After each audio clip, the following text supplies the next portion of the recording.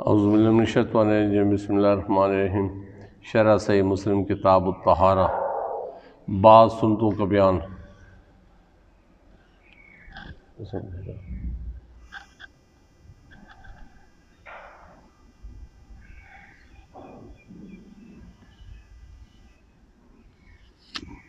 بعض سنتوں کا بیان۔ حضرت ابو ہریرہ رضی اللہ تعالیٰ عنہ بیان کرتے ہیں کہ رسول اللہ صلی اللہ علیہ وسلم نے فرمایا 5 چیزیں سنت ہیں: ختنہ کرنا، زیر ناف بال صاف کرنا، ناخن کاٹنا، بغل کے بال نوچنا اور مونچھیں ترشوانا۔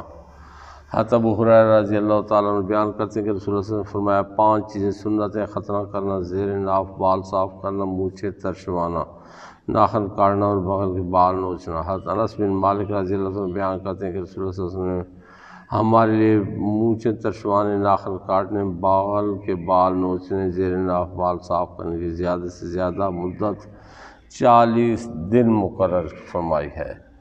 حضرت عبداللہ بن عمر رضی اللہ تعالیٰ عنہ بیان کرتے ہیں کہ نبی اکرم صلی اللہ علیہ وسلم نے فرمایا مونچھیں مٹاؤ اور داڑھی بڑھاؤ۔ حضرت عبداللہ بن عمر رضی اللہ تعالیٰ عنہ بیان کرتے ہیں کہ نبی اکرم صلی اللہ علیہ وسلم نے فرمایا ہمیں مونچھیں مٹانے اور داڑھی بڑھانے کا حکم دیا گیا ہے۔ حضرت عبداللہ بن عمر رضی اللہ تعالیٰ عنہ بیان کرتے ہیں کہ رسول اللہ صلی اللہ علیہ وسلم نے فرمایا مونچھیں مٹا کر اور داڑھی بڑھا کر مشرکین کی مخالفت کرو۔ حضرت ابو ہریرہ رضی اللہ تعالیٰ عنہ بیان کرتے ہیں کہ رسول اللہ صلی اللہ علیہ وسلم نے فرمایا آتش پرستوں کی مخالفت کرو، مونچھیں ترشواؤ اور داڑھی بڑھاؤ۔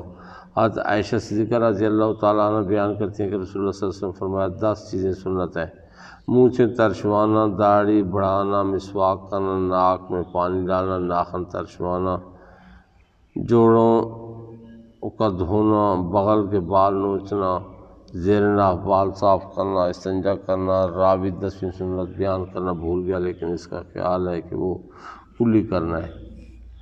امام مسلم نے ایک اور سند کے ساتھ بیان کر کے فرمایا، اس سند کے ساتھ بھی حسب سابق حدیث مروی ہے۔ 10 چیزوں کی فطرت ہونے سے مراد ان کا سنت ہونا ہے۔ علامہ ابی مالکی لکھتے ہیں اس حدیث میں فطرت سے مراد سنت ہے۔ قاضی اعظم نے بھی یہی کہا ہے، اور علامہ خطابی نے کہا اس سے مراد انبیاء علیہ السلام کی سنتیں ہیں۔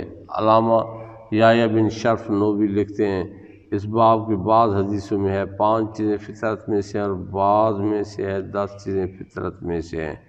ان میں سے کسی عدد میں حصر نہیں ہے، اور نبی اکرم صلی اللہ علیہ وسلم نے من الفطرہ فرما کر عدم انحصار کی طرف اشارہ کیا ہے۔ فطرت سے کیا مراد ہے؟ ابو سلیمان خطابی نے کہا کہ اکثر علماء کا مذہب یہ ہے کہ اس سے مراد سنت ہے، اور علامہ خطابی کے علاوہ دوسرے علماء نے بھی یہی کہا ہے۔ اس کا معنی یہ ہے کہ یہ امور انبیاء علیہم السلام کی سنتوں میں سے ہیں۔ ایک قول یہ ہے کہ فطرت سے مراد دین ہے، اور ان امور میں سے اکثر چیزیں علماء کے نزدیک واجب نہیں ہیں، اور بعض امور میں اختلاف ہے، مثلا ختنہ کرنا، کلی کرنا، ناک میں پانی ڈالنا، ان کے وجوب میں اختلاف ہے، اور واجب کا غیر واجب کے ساتھ مذکور ہونا ممتنع نہیں ہے، جیسے اللہ تعالیٰ کا ارشاد مبارک ہے سورہ انعام آیت نمبر 141، جب وہ پھلدار ہو تو اس کے پھل کھاؤ، اور اس کی کٹائی کے دن اس کا حق ادا کرو۔ اس آیت میں 2 حکم ہیں، پھل کھانے کا اور پھلوں کا حق، یعنی عشر ادا کرنے کا۔ پھل کھانا واجب نہیں ہے اور عشر ادا کرنا واجب ہے۔ اسے معلوم ہو کہ واجب اور غیر واجب کا ایک ساتھ ذکر ہو سکتا ہے۔ علامہ نووی کا یہ استدلال صحیح نہیں ہے، کیونکہ زیر بحث حدیث میں عشرہ من الفطرہ 10 چیزیں انبیاء علیہم السلام کی سنتوں میں سے ہیں۔ اس حدیث میں شارع علیہ السلام نے تصریح کر دی ہے کہ یہ 10 سنتیں ہیں۔ اب اگر ختنہ، کلی اور ناک میں پانی ڈالنے کو واجب کہا جائے تو اس سے رسول اللہ صلی اللہ علیہ وسلم کی تصریح کی مخالفت لازم آئے گی۔ اس کے برعکس علامہ نووی نے استدلال میں جو آیت پیش کی ہے، اس میں اس قسم کی کہ کسی معین عدد کی تصریح نہیں ہے۔ یہ درست ہے کہ واجب اور غیر واجب کا ایک ساتھ ذکر کیا جا سکتا ہے، لیکن یہ اس وقت ہے جب ان کے متعلق کسی عدد کی تعین نہ ہو، جیسے کہ اس آیت میں ہے۔ لیکن جب 10 امور کا ذکر کیا جائے اور یہ تصریح کر دی جائے کہ یہ 10 سنت ہیں، جیسا کہ اس حدیث میں ہے، تو پھر ان میں سے بعض کو واجب کہنا کس طرح درست ہو سکتا ہے؟ حدیث میں مذکور 10 امور کے 10 امور کے احکام شرعیہ مذاہب کی تفصیل حسب ذیل ہے۔ ختنہ کے متعلق فقہا مذاہب کے نظریات۔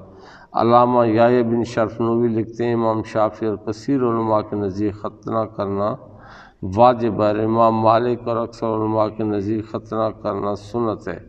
امام شافعی کے نزدیک ختنہ کرنا مردوں اور عورتوں دونوں پر واجب ہے۔ مرد پر واجب ہے کہ وہ اس پوری کھال کو کاٹ دے جس نے حشفہ کو چھپایا ہوا ہوتا ہے حتیٰ کہ پورا حشفہ ظاہر ہو جائے، اور عورت پر واجب ہے کہ فریج کے اوپر جو کھال ہے اس کا نچلا حصہ کاٹ دے۔ ہمارے جمہور اصحاب کے نزدیک صحیح مذہب یہ ہے کہ بچپن میں ان دونوں ختنوں کو کرنا جائز ہے، واجب نہیں ہے۔ ایک قول یہ ہے کہ ولی پر واجب ہے کہ بچہ کے بالغ ہونے سے پہلے اس کا ختنہ کرا دے، اور ایک قول یہ ہے کہ 10 سال سے پہلے ختنہ کرنا حرام ہے، اور صحیح قول یہ ہے کہ ولادت کے 7ویں دن ختنہ کرنا مستحب ہے۔ خنثیٰ مشکل کے متعلق کئی اقوال ہیں۔ ایک قول یہ ہے کہ بلوغ کے بعد اس کا ختنہ کرنا واجب ہے، دوسرا قول یہ ہے کہ جب تک اس کا مذکر یا مؤنث ہونا معلوم نہ ہو اس کا ختنہ کرنا جائز نہیں، تیسرا قول یہ ہے کہ جس آلہ سے وہ پیشاب کرے یا جماع کرے اس کا ختنہ کر دیا جائے۔ اگر کوئی شخص بغیر ختنہ کے مر جائے تو اس میں 3 قول ہیں۔ صحیح اور مشہور قول یہ ہے کہ اس کا ختنہ نہ کیا جائے خواہ وہ چھوٹا ہو یا بڑا، دوسرا قول یہ ہے کہ اس کا ختنہ کیا جائے، تیسرا قول یہ ہے کہ بڑے کا ختنہ کیا جائے، چھوٹے کا ختنہ نہ کیا جائے۔ علامہ ابن قدامہ حنبلی لکھتے ہیں مردوں پر ختنہ کرنا واجب ہے، عورتوں پر ختنہ کرنا واجب نہیں ہے بلکہ ان کی عزت کا سبب ہے۔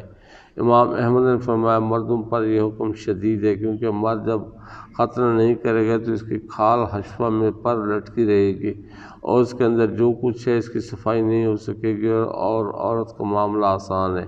ابو عبداللہ نے کہا حضرت ابن عباس رضی اللہ تعالیٰ عنہما مرد کے معاملے میں سختی کرتے تھے۔ حضرت ابن عباس رضی اللہ تعالیٰ عنہما فرماتے تھے جو مرد ختنہ نہ کرے اس کا حج ہے نہ نماز۔ حسن بصری یہ رخصت دیتے تھے کہ جو شخص اسلام لائے وہ اگر ختنہ نہ کرے تو کچھ حرج نہیں ہے۔ وہ کہتے تھے کہ کئی سیاہ فام اسلام لائے اور ان میں سے کسی کی تفتیش نہیں کی گئی اور نہ ان کا ختنہ کرایا گیا، اس کے وجوب کی دلیل یہ ہے کہ شرمگاہ کا چھپانا واجب ہے، تو اگر ختنہ کرنا واجب نہ ہوتا تو ختنہ کرنے کے لیے مختون کی شرمگاہ کو دیکھنا جائز نہ ہوتا۔ نیز یہ مسلمانوں کے شعار میں سے ہے، اس لیے دیگر شعائر کی طرح یہ بھی واجب ہوگا، اور اگر کوئی بوڑھے شخص مسلمان ہو اور ختنہ کرنے سے اس کی جان کو خطرہ ہو تو اس سے ختنہ کا حکم ساقط ہو جائے گا، جیسا کہ غسل وضو وغیرہ کا حکم جان کے خطرہ سے ساقط ہو جاتا ہے۔ ہاں اگر اس کو خطرہ نہ ہو تو پھر ختنہ کرنا لازم ہے۔ حنبل نے کہا میں نے ابو عبداللہ سے ذمی کے متعلق سوال کیا جب وہ مسلمان ہو تو آیا اس کا ختنہ کیا جائے گا؟ انہوں نے کہا اس کے لیے ختنہ ضروری ہے۔ میں نے پوچھا اگر وہ بوڑھا یا بوڑھی ہو؟ انہوں نے فرمایا ان کے لیے ختنہ کرنا مستحب ہے۔ حضرت ابراہیم علیہ السلام نے 80 سال کی عمر میں ختنہ کرایا اور اللہ تعالیٰ فرماتا ہے ملۃ ابیکم ابراہیم سورہ حج آیت 78 تمہارے لیے تمہارے باپ ابراہیم کا دین پسند کیا، اور عورتوں کے حق میں بھی ختنہ مشروع ہے۔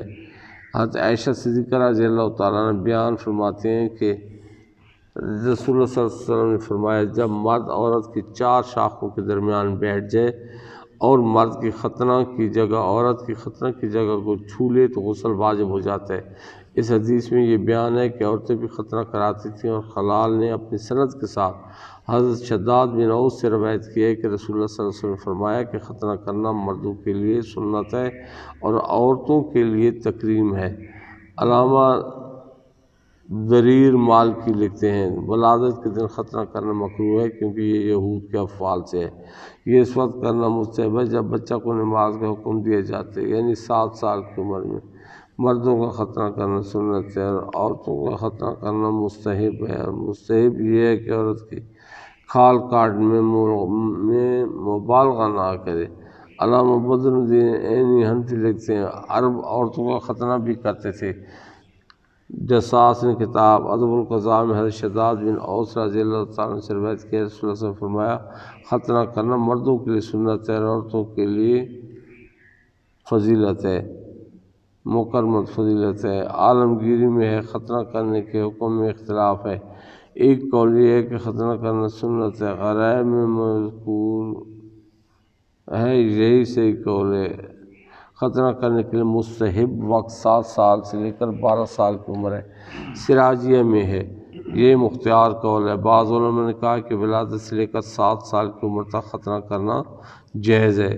اسی طرح جواہر الفتاوی میں ہے، عورتوں کے ختنہ کے متعلق روایت مختلف ہیں۔ بعض مشائخ سے منقول ہے کہ یہ سنت ہے۔ شمس الائمہ حلوانی نے خصاف کی ادب القاضی میں ذکر کیا کہ عورتوں کا ختنہ کرنا مکرمت فضیلت ہے۔ کسی لڑکے کا ختنہ کیا اگر پوری کھال نہیں کٹی تو اگر نصف سے زیادہ کھال کٹ گئے تو یہ ختنہ ہے، اگر نصف یا نصف سے کم کھال کٹی ہے تو یہ ختنہ نہیں ہے۔ خزانۃ المفتین صلاۃ النوازل میں مذکور ہے ایک بچہ کا ختنہ نہیں کیا گیا اور اب شدت سے کھینچنے کے سوا اس کے کھال کو کاٹا نہیں جا سکتا اور اس کا حشفہ ظاہر ہو اور دیکھنے میں وہ مختون لگتا ہو تو ختنہ کے ماہرین کو دکھایا جائے۔ اگر وہ کہیں کہ اس کا ختنہ کرنا مشکل ہے تو اس کو چھوڑ دیا جائے گا۔ بوڑھا کمزور شخص اسلام لایا تو اگر ماہرین نے کہا یہ ختنہ کی طاقت نہیں رکھتے تو بھی ان کو چھوڑ دیا جائے گا، کیونکہ عذر کی وجہ سے واجب کو بھی ترک کر دیا جاتا ہے تو سنت کو ترک کرنا اولیٰ ہے۔ خلاصہ ایک قول یہ ہے کہ جب بوڑھا شخص خود ختنہ کر سکتا ہو تو کر لے، ورنہ چھوڑ دے۔ ہاں اگر اس کے لیے ممکن ہو تو وہ شادی کر لے یا ختنہ کرنے والی بانجی کو خرید لے اور اس کا ختنہ کر دیں۔ بچہ کا ختنہ کیا گیا پھر کھال بڑھ گئی، اگر اس کھال نے حشفہ کو ڈھانپ لیا ہے تو اس کا دوبارہ ختنہ کیا جائے ورنہ نہیں۔ وَمَا عَلَيْنَا إِلَّا الْبَلَاغُ الْمُبِينُ۔ کل انشاءاللہ زیر ناف بال موڑنے اور بغل کے بالوں کے اکھاڑنے کا حکم ہوگا۔